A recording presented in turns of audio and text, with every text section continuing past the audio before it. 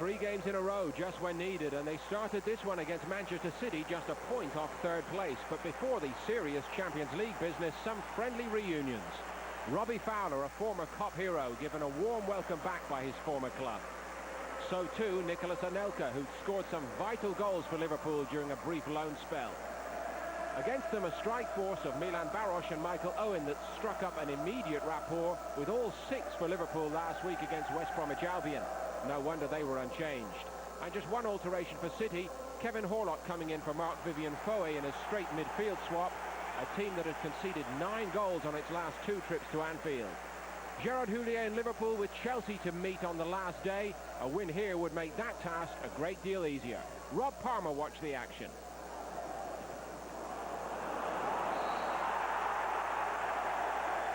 Sean White-Phillips knows Neil Barry well. He was sent off by him in the Middlesbrough game earlier in the season. He stuck to the back of Baros, and he can't quite fathom out why the free kick was given. Schmeichel barking. He wants more in the wall. Slippery, slithery conditions as Gerrard forces a great save from the big Dane.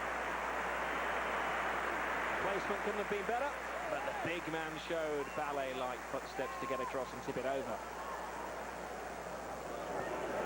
Carragher. Allowed to roll to Danny Murphy, who keeps his feet. He's blocked by Samil. Murphy was maybe the victim of his own honesty there as he continued the run when he could have got a free kick. Richard Dunn's in trouble. From a similar position a few minutes ago, Steven Gerrard warmed the fingertips of Peter Schmeichel. This time it's going to be Dietmar Hamann who chances his luck. Oh!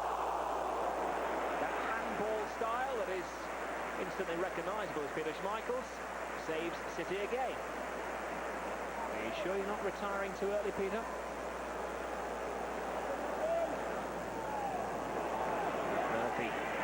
Into Robbie Fowler. Flick through for Sean White-Phillips. Cleverly chips it in. White-Phillips. The lad was offside. Was he? It was millimetres if he was.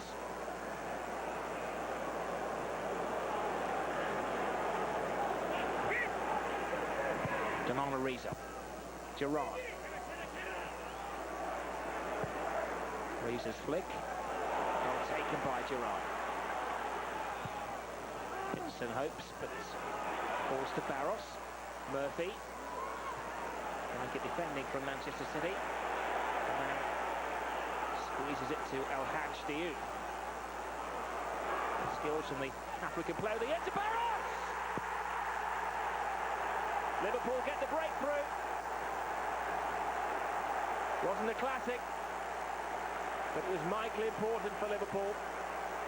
Milan Baros bravely in, for once squirming away from Sylvain Distin and Samil, and lashing in his 3rd goal in the space of 7 days. Now Danny Murphy. Liverpool need the passion of the 2nd goal. Gerrard fires it in. Interception from Samil.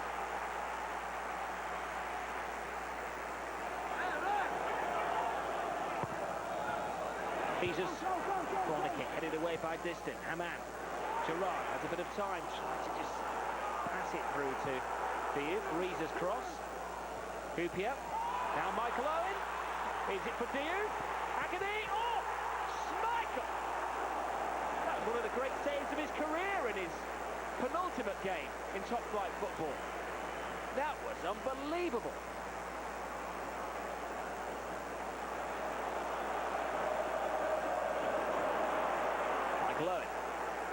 El Hadj Diouf.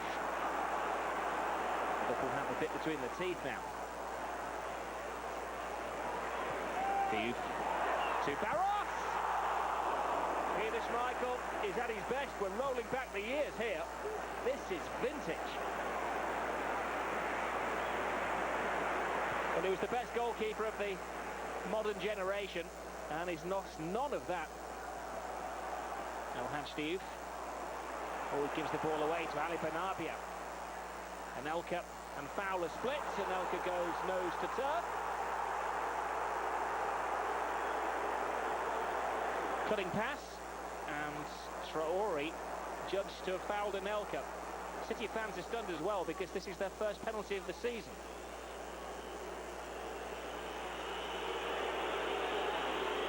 Nicola Anelka, at the club that he played for last season, makes it 1-1.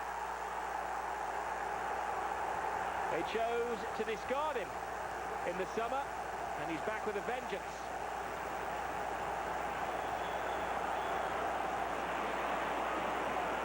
Is there a twist in the final chapter? Ali Bernabeu. Oh, Hoopier was slow. Sean Wright-Phillips. Nicola Anelka! Remember him? Let him go, let him loose at your peril. Well, the player who was raised as a footballer by Gerard Houllier back at Clairefontaine through the French system has done his old boss an awful lot of damage. Cop end, final minute of stoppage time. A hammer blow to Liverpool's Champions League chances.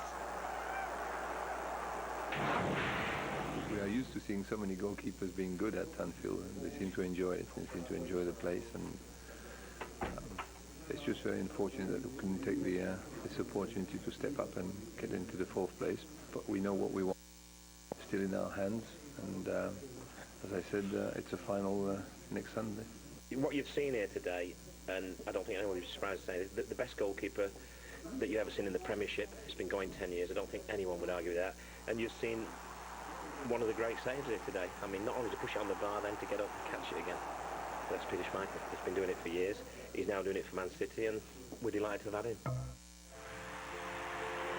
Whatever, their survival battle would run to the final day. James Beattie began this match just one behind Ruud van Nistelrooy in the race for the Golden Boot.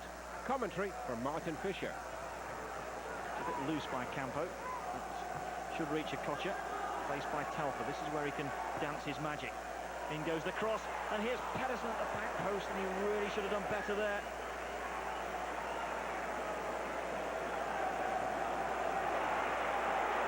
Hernandez blocked by Ngotti. Held back in, here's Beattie, and it's in. But the flag is up. And a good decision by Trevor Kettle.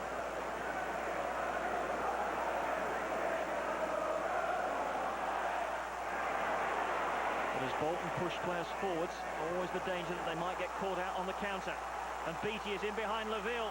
He might punish him here. He's driven wide. Taking a deflection, and Ormerod nearly supplies the finishing touch.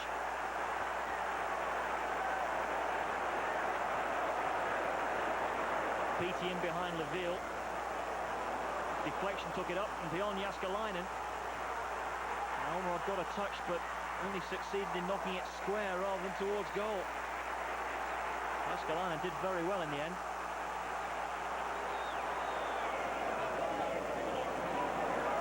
There's a Kocher once more. Deep towards Djorkaeff. Did that strike the arm of Telfer?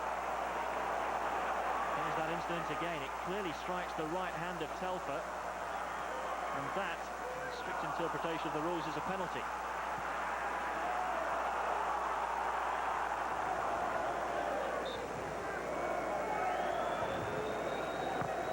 Ngotti's kick, and that's the last kick of the game. The cheers up from the Bolton fans. Sam Allardyce has another point, and it's a point that is enough to take them back out of the relegation zone. We played well of late, we got the results, but West Ham have got the points as well, and some other teams around us, so you just have to carry on. But at least if we get the 3 points on the last day of the season, then we'll be still in the Premiership next season. Nervous times at Highbury as the Gunners try to hold on to their crown. That's after Steve's second roundup. Brad Friedel was named as Blackburn's Player of the Year after making the Premiership Team of the Season last weekend. But if he's been magnificent at one end, Damien Duff's been the star at the other. An 8th league goal of the season for the Irishman to follow up his midweek international winner against Norway. It all stemmed from Lucas Neal's pass, keeping Rovers' hopes of reaching the UEFA Cup very much alive. West Brom's one-season wonders were playing for pride, but Blackburn were seeing things from a different perspective. Graham Souness is desperate to bring back European football to Ewood Park for a second successive season. He certainly hadn't banked on an equaliser from Jason Kumas, though. Albion's prized asset proving a liability to Blackburn. The shot off Neil over Friedel. Souness was so angry he left the talking to his assistant. Albion fans went home happy with a point. Because of the position in the league we're in, we needed to win. If we'd have been 8th in the league, people would have spoke about it as an end of the season game. Let's wait till next season and see what happens then. But because we're 7th and we've a chance to go to 6th, it magnifies the disappointment in everybody. Sometimes change brings an upturn in fortunes. Marcus Allback has made a difference at Villa. He'd netted 3 and 3. But it's been the same sad old story for Sunderland under Mick McCarthy. 7 matches, 2 goals, no points. Sunderland were down a long time ago, but Villa was still in danger of joining them. The Sweden international wasn't the only one feeling the heat. Neither side has exactly been prolific in front of goal. In the past, Sunderland have relied on Kevin Phillips, once a Golden Boot winner, now in a team collecting the wooden spoon. Still on 6 for the season after Enkelman's fine save. Just 1 win in 10 for Villa. A wonderful chance spurned by Ronnie Johnson that would, could and should have eased the tension around Villa Park. But 0-0 still at half-time. Anything but a win would see Sunderland break Watford's record of fewest points in a Premiership season. They'll also beat Leeds' 6-year-old record of fewest goals scored in a Premiership season. You'll need a good memory to remember, but Sunderland did beat Villa in September. Kevin Carlo had clearly forgotten where the goal was. Sunderland were seeking their first double of the season, but the longer the game went on, it seemed a single goal would win it. Marcus Allback, 10 minutes from time, enough to secure Villa's status in the top flight and ensure Sunderland are officially the worst team in. Not exactly the season of goodwill. The relationship between Villa fans and their manager has been strained, but they're safe at last. It was a really bad game from our side, and we really needed the win to not to be under too much pressure on Sunday when we go up to Leeds. So it felt great.